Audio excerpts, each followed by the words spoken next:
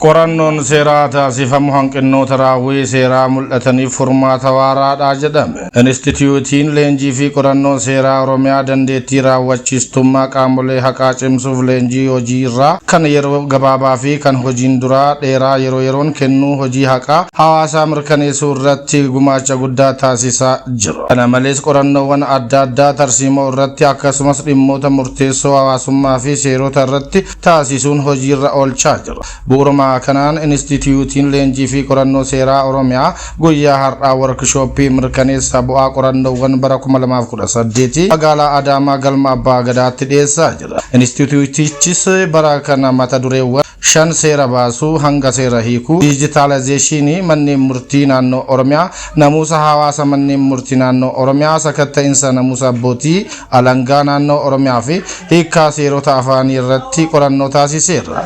Daarektarri olaantuun ilaaqaasaa Adde Addunyaa Ahmed workshooppii kanarratti argamuun haasawa taasisaniin Inistitiyuutiin isaanii bara 1999 kaayyoowwan gugurdoo 3 leenjisuu qorannoo gaggeessuu fi tajaajila gorsaa kennuu qabatee kan hundaa'edha jedhan. Leenjii yeroo dheeraa fi gabaabaa kennaa akka jiruu fi kanaanis haqni hawaasaa akka mirkanaa'u tumsaa jiraachuus ibsaniiru. Hanga ammaattis qorannoowwan 100 ol ta'an qoratamuu fi joornaalotni sadarkaa biyyattii fudhatama guddaa qaban waggaa waggaan manxafamaa akka tures Adde Addunyaan eeraniiru. Qorannoowwan guyyaa har'aa dhiyaatanis karaa saayinsawaa ta'een kan qophaa'an ta'us ibsuun hojiirra oolmaa isaaf yaadota galtee ta'an kennuun barbaachisaa ta'uu isaas yaadachiisaniiru.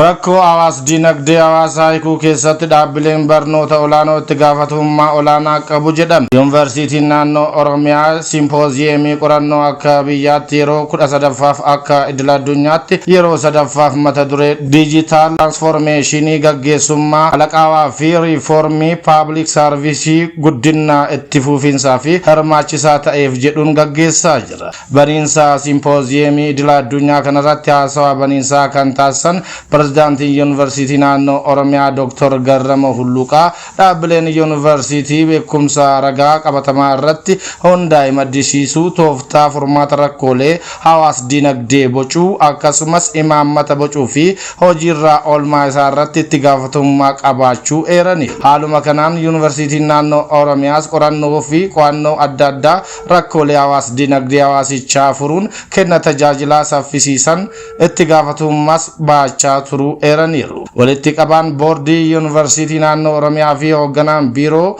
barnoota Oromiyaa Dr. Tolaa Bariisoo gama isaaniitiin yuunivarsiitiin naannoo Oromiyaa qorannoowwan rakkoo hawaas dinagdee uummata keessa jiru furuuf adda durummaan tattaaffachaa turu ibsaniiru.